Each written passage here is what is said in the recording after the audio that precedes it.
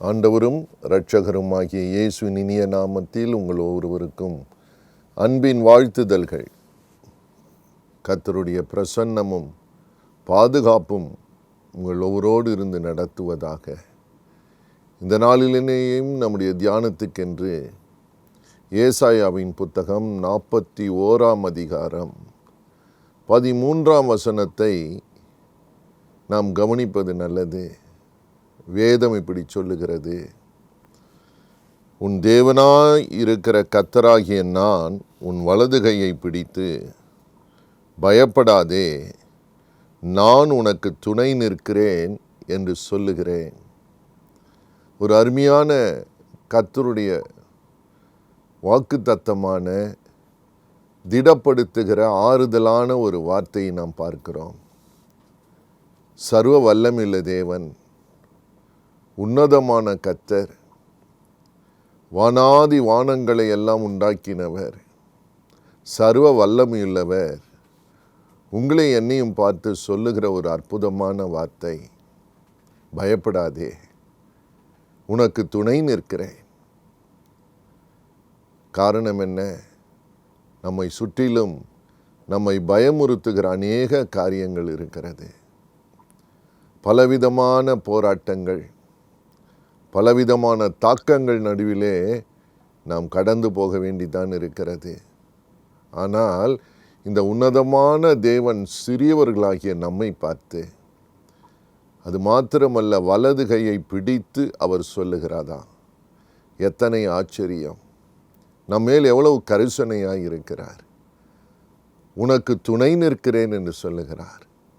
எத்தனை முறை நாம் தனிமையை உணர்கிறோம். ஐயோ, என் வாழ்க்கையில் எனக்கு உதவி செய்ய ஒருவரும் இல்லையே என்று எத்தனை முறை புலம்புகிறோம். தேவனுடைய ஆறுதலான வார்த்தை என்ன? நான் உனக்கு துணை நிற்கிறேன். எப்படி தேவன் துணை நிற்கிறார்? 2 காரியங்கள் வேதத்தில் இருக்கிறது. ஒன்று, அவர் துணையும் கேடகமுமாக இருக்கிறவர். He is your help and also your shield. நீங்கள் வாசித்து பாருங்கள். சங்கீதம் 33 அதிகாரம் 20 சொல்லுகிறது: உனக்கு துணையும் கேடகமுமாக நான் இருப்பேன். 115 சங்கீதம் 9, 10, 11 வாசித்து பாருங்கள். அதே காரியத்தை தான் வேதம் சொல்லுகிறது. இஸ்ரவேலே, நான் உனக்கு துணையும் உனக்கு கேடகமானவர். 10 சொல்லுகிறது: குடும்பத்தாரே, ஆரோன் குடும்பத்தாரே, நான் உங்களுக்கு துணையும் கேடகமானவர். கர்த்தருக்கு பயப்படுகிறவர்களே, உங்களுக்கு நான் துணையும் கேடகமானவர் என்று 3 முறை அந்த வார்த்தை வருகிறதை நாம் கவனிக்கலாம். தனிப்பட்ட ஒருவருக்கு அவர் துணையும் கேடகம். அது மாத்திரமல்ல, ஒரு குடும்பத்தாருக்குதே தேவன் கேடகமாக நிற்கிறார். ஒரு சபைக்கு தேவன் கேடகமாக நிற்கிறார். ஒரு கூட்டத்தார் தேவனுக்கு பயப்படுகிறவர்கள், அவர்களுக்கு தேவன் துணையும் கேடகமாக இருக்கிறார். பிரியமானவர்களே, பொல்லாப்பு நிறைந்த உலகத்திலே உங்களுக்கும் எனக்கும் கேடகம் அவர்தான். அவர் துணை நின்றால் கேடகமாக துணை நிற்கிறார் என்பது சத்தியமான வார்த்தை. எத்தனை விதமான வியாதிகள் மனிதர்களை தாக்குகிறது! எத்தனை பாக்டீரியா, எத்தனை வைரஸ், புதிய புதிய வேரியண்ட் எல்லாம் சொல்லுகிறார்கள். பிரியமானவர்களே, எவ்வளவுதான் மனுஷன் தற்காப்பு முயற்சிகளை எடுத்தாலும் அநாதி தேவன் சர்வ வல்லமையுள்ளவர் நம்ம கேடகமாய் நிற்கும்போது தான் நம்முடைய பாதுகாப்பு நிச்சயம். அவர் கேடகமாக மட்டும் இல்லை, வேதம் சொல்லுகிற அவர் துணையும் விடுவிக்கிறவருமாயும் இருக்கிறார். சங்கீதம் 40:17 வாசிக்கும்போது வேதம் சொல்லுகிறது: நான் சிறுமையும் எளிமையுமானவன், கர்த்தரோ என் மேல் நினைவாயிருக்கிறார். அவரே எனக்கு துணையும் என்னை விடுவிக்கிறவருமானவர். அதே வார்த்தையை சங்கீதம் 70 அதிகாரம் 5 சொல்லுகிறது: தேவன் எனக்கு துணையும் என்னை விடுவிக்கிறவருமானவர். எத்தனை ஆசீர்வாதம்! பிரியமானவர்களே, இன்றைக்கு எத்தனை சூழ்நிலைகளே நமக்கு விடுதலை தேவைப்படுகிறது.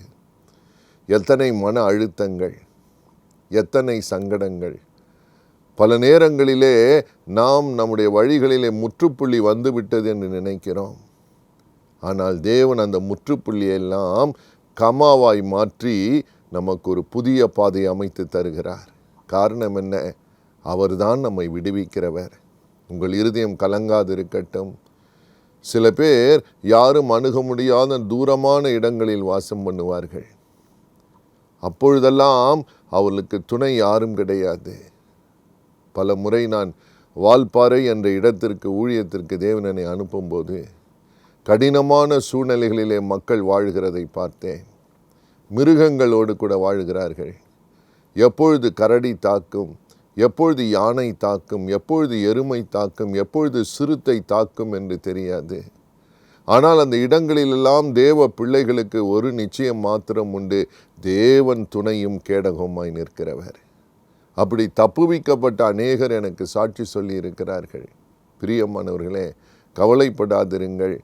போராட்டம் நிறைந்த உலகத்திலே தேவன் நமக்கு துணை. ஹல்லேலூயா. அது மாத்திரமல்ல, நம் பட்சத்திலே தேவன் எதிர்பார்க்கிற காரியம் உண்டு. தேவன் யாருக்கு துணை செய்வார்? யாரு கேடகமாக இருந்து விடுவிக்க விரும்புகிறாராம்? நீங்கள் வாசித்து பாருங்கள். 2 நாளாகமத்தின் புத்தகம் 19ஆம் அதிகாரம் 11ஆம் வசனம் கடைசி பகுதி சொல்லுகிறது, உத்தமனுக்கு கர்த்தர் துணை. ஆம் பிரியமானவர்களே, தேவன் எதிர்பார்க்கிற ஒரு குணம் வேண்டும். அது என்ன? உத்தமம், தி அப்ரைட். ஆம் பிரியமானவர்களே, தேவனுடைய பார்வையிலே உத்தமனாய் இருக்கும்படி தேவன் விரும்புகிறார். அப்பொழுது தேவன் துணை நிற்பாராம். துன்மார்க்கருக்கு தேவன் துணை நிற்பதில்லை. பொல்லாப்பை தேடுகிறவர்களுக்கு, பொல்லாப்பு செய்கிறவர்களுக்கு தேவன் துணை நிற்பதில்லையாம். உத்தமனுக்கு கர்த்தர் துணை நிற்கிறார். 2 சாமுவேலின் புத்தகம் 22ஆம் அதிகாரம் 26வது வசனம், சங்கீதம் 18ஆம் அதிகாரம் 25ஆம் வசனம். இந்த வசனங்கள் சொல்லுகிறது, உத்தமனுக்கு அவர் உத்தமனாய் இருப்பார். பிரியமானவர்களே, நம்முடைய தேவன் உத்தமனாய் இருக்கிறவர். He is a faithful God. He is faithful unto the faithful. தேவன் எதிர்பார்க்கிற ஒரு குணம் வேண்டும். என்ன? உத்தமமான இருதயம். பிரியமானவர்களே, அப்படிப்பட்டவர்களுக்கு இந்த உலகத்தில் இடம் இல்லை. பிரியமானவர்களே, உத்தமமாய் வாழ நினைக்கிறவர்களுக்கு அதிக போராட்டங்கள் உண்டு. நியாயமாய் நீதியாய் தேவனுக்கு பயந்து வாழ்கிறவர்களுக்கு எதிர்ப்பு உண்டு இந்த உலகத்திலே. ஆனால் இன்னொரு பக்கம் தேவன் அவர்களுக்கு துணை நிற்பார். எவ்வளவு பெரிய பாக்கியம்! ஒருவேளை இந்த உலகத்தை நீங்கள் தனிமையாய் போராடி கொண்டிருக்கலாம். நீதியாய் வாழ்ந்து பல இக்கட்டுகளுக்குள்ளே நீங்கள் சிக்க வைக்கப்பட்டு இருக்கலாம். கவலைப்படாதிருங்கள். இன்னைக்கு கர்த்தருடைய வார்த்தை வருகிறது, அவர் உத்தமனுக்கு உத்தமனாய் இருக்கிறவர். உங்கள் உத்தமத்திலே துணை நிற்கிற தேவன். யோபு என்கிற ஒரு மனிதனை குறித்து வேதம் சொல்லுகிறது. யோபு 1ஆம் அதிகாரம் 1ஆம் வசனம் 8ஆம் வசனம், யோபு 2ஆம் அதிகாரம் 3ஆம் வசனத்தை எல்லாம் நீங்கள் வாசிக்கிற போது தேவன் சாட்சி கொடுத்த ஒரு மனுஷன் இருந்தார். அவர் பேர் யோபு. உத்தமனும் சன்மார்க்கனும் தேவனுக்கு பயந்து பொல்லாப்பை விட்டு விலகுகிறோமாகிய என் தாசன் என்று கர்த்தர் சொல்லுகிறார். ஹல்லேலூயா. எவ்வளவு பெரிய சாட்சி! பிரியமானவர்களே, நாம் நமக்கே சொல்லிக் கொள்கிற சாட்சி அல்ல. பரலோகத்தில் தேவன் ஒரு மனுஷனுக்கு சாட்சி கொடுப்பார் என்றால் எவ்வளவு உத்தமமாய் அந்த மனிதன் நடந்திருக்க வேண்டும். ஆனால் அந்த மனிதனுடைய வாழ்க்கை ஒரு சுகமான வாழ்க்கையாக இல்லை. எல்லாம் நன்றாய் இருந்தது. ஆனால் ஒரு நாள் சூறாவளி அடித்தது, புயல் அவர் வாழ்க்கையில் வந்தது. எத்தனை இழப்புகள்! இன்றைக்கும் ஒருவேளை இழப்புகளை நீங்கள் சந்தித்திருக்கலாம். உங்கள் உறவுகள் இழந்து போயிருக்கலாம். உங்கள் உடைமைகளை இழந்து போயிருக்கலாம். உங்கள் உயர்வை நீங்கள் இழந்து போயிருக்கலாம். கவலைப்படாதிருங்கள். தேவன் உங்களுக்கு உத்தமன் என்று சாட்சி கொடுப்பாரானால், யோபுவின் வாழ்க்கையில் அவன் இழந்ததையெல்லாம் திரும்ப பெற்றுக்கொண்டான். காரணம் என்ன? தேவன் உத்தமனுக்கு உத்தமனாய் நின்று துணை நின்றார், கேடகமாக நின்றார், விடுவித்தார், இழந்ததையெல்லாம் திரும்ப கொடுத்தார். இன்னைக்கு எத்தனை பேர் இழந்து போய் நிற்கிறீர்கள்? வேலை இழந்தீர்களா? சுகத்தை இழந்தீர்களா? உங்கள் செல்வாக்கை இழந்தீர்களா? கவலைப்படாதிருங்கள், உத்தமத்திலே உறுதியாய் நில்லுங்கள். யோபு சொன்னா, என் கர்த்தரை நான் ஸ்தோத்தரிப்பேன், என் கஷ்டத்திலும் அவருக்கு ஸ்தோத்திரம் செலுத்துவேன், என் இழப்பிலும் அவருக்கு ஸ்தோத்திரம் செலுத்துவேன். உங்கள் இருதயம் கலங்காதிருக்கட்டும். கர்த்தர் இருதயத்தை பார்க்கிறார், உங்கள் உத்தமத்தை பார்க்கிறார். இந்த நேரத்திலேயும் அவரை ஸ்தோத்தரிப்பது அவர் எளிதல்ல. வாயினால் சொல்லுவது எளிது, ஆனால் வாழ்க்கையில் அப்படிப்பட்ட சங்கடங்கள், நெருக்கங்களை சந்திக்கும் போது எளிதில் அதை சொல்ல வாய் வராது. ஆனால் இங்கே ஒரு உத்தமன் நிற்கிறார், தேவனுக்கு ஸ்தோத்திரம் பண்ணினார். தேவன் பார்த்தார், அவரை திரும்ப உயர்த்தினார். நீங்கள் இழந்ததை உங்களுக்கு திரும்ப தர அவராலே முடியும். ஐயா, கடனில் மாட்டிக்கொண்டேன், என் பணமெல்லாம் போய்விட்டது, நான் நம்பின எல்லாரும் என்னை கைவிட்டார்கள், நான் இழந்து போய் நிற்கிறேன் என்று கவலைப்படுகிறீர்களா? தேவன் துணை நிற்பார். கர்த்தருக்கு ஸ்தோத்திரம். அது மாத்திரமல்ல, 1 சாமுவேலின் புத்தகம் 15ஆம் அதிகாரம் 28ஆம் வசனத்தை வாசித்து பாருங்கள்.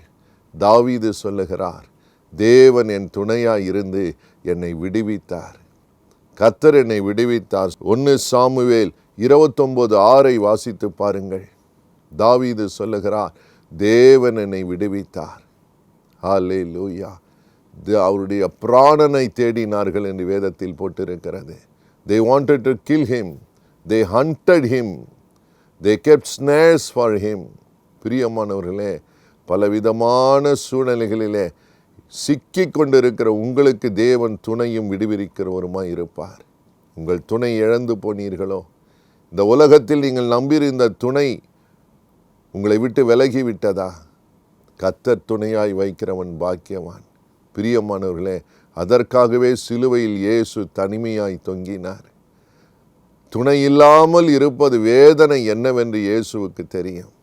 எப்பொழுதும் பிதாவும் நானும் ஒன்றாய் இருக்கிறேன் என்று சொன்னபோர் சிலுவையிலே, என் தேவனே, என் தேவனே, ஏன் என்னை கைவிட்டீர் என்று புலம்பினதை பார்க்கிறோம். எதற்காக? உங்களுக்காக, எனக்காக. இன்றைக்கு அவர் உயிரோடு எழுந்து நமக்கு துணையாய் நிற்கிறார் என்பது சத்தியம். நாம் அவரை நோக்கி கூப்பிடுவோம். உங்கள் வாழ்க்கைக்கு அவர்தான் துணை, நிரந்தரமான துணை, நித்தியமான துணை. நாம் ஜெபிக்கலாம். இருக்கிற இடத்திலே தேவனுடைய கரம் உங்கள் மேல் அமரும். இல்லை நேசிக்கிற நல்ல தகப்பனே, உம்முடைய வார்த்தையை கவனிக்கிற உம்முடைய பிள்ளைகள் மேல் விசேஷமான உம்முடைய அபிஷேகம், உம்முடைய வல்லமை இறங்கட்டும் அப்பா. சோர்ந்து போன இதயங்களை தேற்றிவிடும். முடமானதை குணமாக்குகிற தேவன் நீர். இயேசுவே, மனம் இறங்கும். ஒவ்வொருடைய தவிப்பை அறிந்திருக்கிறீர். கர்த்தர் துணை நிற்கிறவர் அல்லவா? எந்த பாவத்தில் சிக்கிக் கொண்டார்களோ கர்த்தர் விடுவிப்பீராக. உம்முடைய பிள்ளைகள் உத்தமர்களாய் வாழும்படி நீர் தொடர்ந்து அந்த உத்தமத்தில் அவர்களை உறுதிப்படுத்துகிற தேவன். உத்தமனுக்கு கர்த்தர் துணை என்று இருக்கிறதே, ஆசீர்வதிப்பீர். உம்முடைய வார்த்தையில் நீர் உண்மையுள்ளவர். நீர் ஒருபோதும் கைவிடாத தேவன். ஆண்டவரே, கேடகமாக நீ நிற்கிறதை காண்பியும். உம்முடைய பிள்ளைகள் இழந்ததை திரும்ப கிடைக்க பண்ணுங்க. இயேசுவின் நாமத்தில் பரிசுத்தத்தை திரும்ப அவங்க நிலை நிற்கட்டும். தேவனே, உம்முடைய கிருபையிலே நிலை நிற்கட்டும்.